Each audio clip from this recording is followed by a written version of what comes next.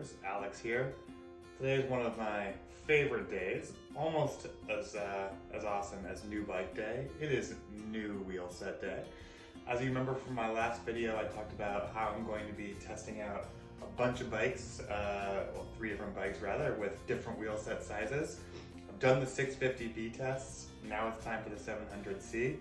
As you can see from the box, we're getting some Enves, so let's go ahead and open these up and check them out. Opening this box. Boom, we'll throw that guy over there. Ta-da!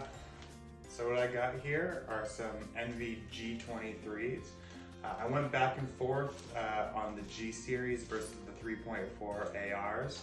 I actually ended up getting them both, so you're in luck. I'll do a review for the 3.4s coming up here shortly.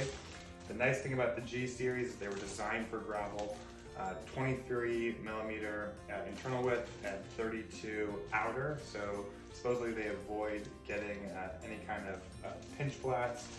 The G series was recommended by Enve and a couple other people I talked to as a more compliant wheel set. I kind of find that having that comfort is more important than any aerodynamic benefits that the 3.4 might come with.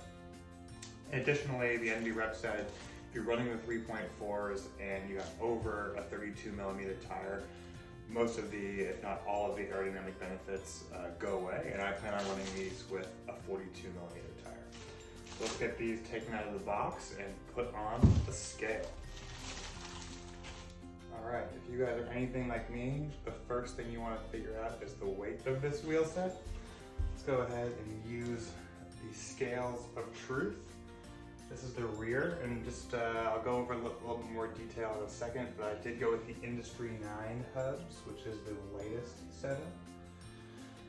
Rear wheel with an XDR driver is coming in at 707 grams. That is a ridiculously light gravel wheel set. Gravel wheel, let's put on the top. The front comes in at 581 grams. The combined weight is 1,288 grams. Now, there's no rim tape or valve stems yet. I'll tape those up in a second.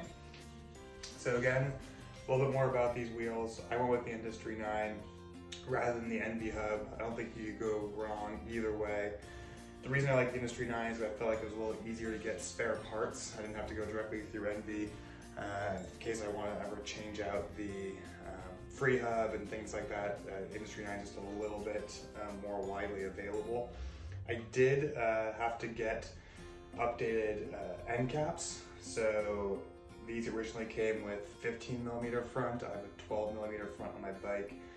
Super easy swap, just pull the other ones out, put the other ones in.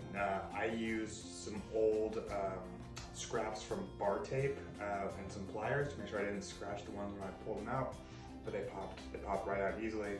12 millimeter ones popped right back in. I think the 12 millimeter ones were about $35, so nothing too punitive. With regards to the rear, the reason I went with the XDR driver is because I felt it was the most versatile. You can get it with a regular XD, you can obviously get it with the Shimano. All my cassettes are XD, so I have both 11 speed SRAM and 12 speed SRAM mountain cassettes. Now, I know the mountain cassettes typically work with XD and not XDR, but the nice thing is all XDR drivers can work with an XD cassette, or all XD cassettes can work with an XDR driver. It does come with a 1.8 millimeter cassette spacer that allows you to put the XD cassette on it. So I figured if I ever wanted to run SRAM's Access road setup for whatever reason, maybe I wanted to go 2x on one of my gravel bikes or use these on a road bike or an adventure bike down the road, I could do that. So I thought that was the most versatile option. As far as free hub, sound pretty cool. Now, instantly the thing I noticed is just how quick the engagement is on these. I've never owned Industry 9 hubs before. I've had Chris King, I have DT Swiss, I've used the 36 tooth ratchet in the DT Swiss, but these just seem very, very quick to engage. So I look forward to getting these on the bike and seeing how they feel, but I have a feeling like they're gonna be fast.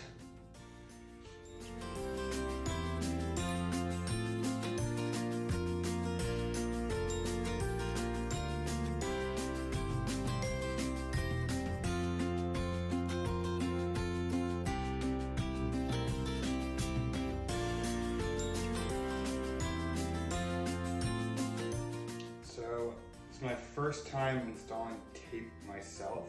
I taped up the front one per Enve's instructions, overlapping the valve hole twice by one spoke count each, or one spoke hole each. I will say the process was very easy. They give you the rubbing alcohol pads, go around it, then stick the tape on. I found it easiest to kind of pull in probably 8-inch strips at a time and keep it very tight around.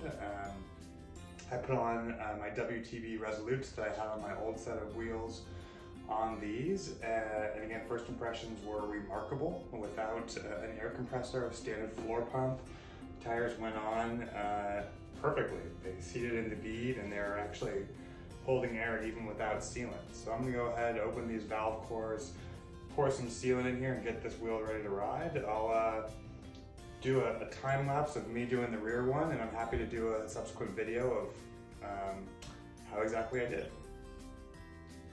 One thing to note, I did go ahead and weigh the wheel with the valve core and the rim strips, or the rim tape, and it came out to 598 grams with the valve and the tape, so still extremely, extremely light. I'll go ahead and talk a little bit about how I personally put sealant in. I'm trying a new sealant this time, going with Finish Line. I've always been a stands guy before. Haven't had the best of luck with stands when getting punctures on the road. I end up with a lot of kind of just spewing of sealant everywhere. This stuff seems to have some sparkles in it. It also says you don't necessarily need to reapply to keep it wet. I'm gonna go ahead and apply this to the same, the number of ounces it says in the back. It says 3 to 4 ounces for CX and gravel. This is a 4-ounce bottle. Personally, when I do this, make it pretty easy.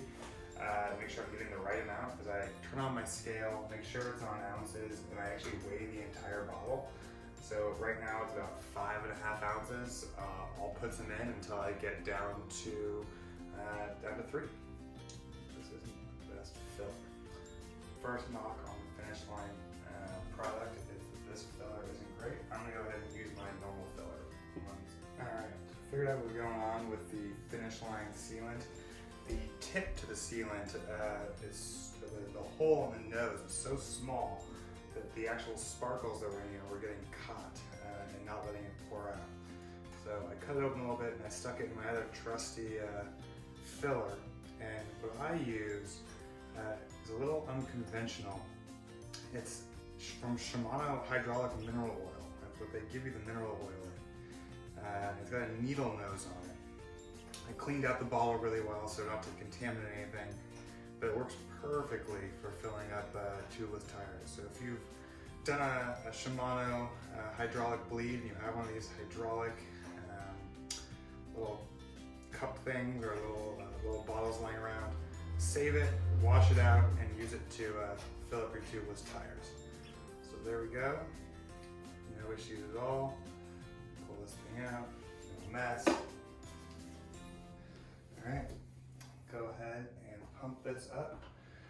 I'm gonna put these at 40 PSI for the time being. I know that might be a little high, but I find that when I first get tubeless tires set up, it's nice to have a little extra air. Again, I did the original setup just with this floor pump. Didn't have to use a compressor.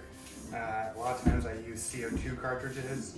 I know it sounds a little crazy, but you can usually get them for like $2. So instead of spending 140 on a pump, I just use the CO2 cartridges. 40. Pop this guy out. Now, sure that you wobble the wheel around a lot. Give it a spin.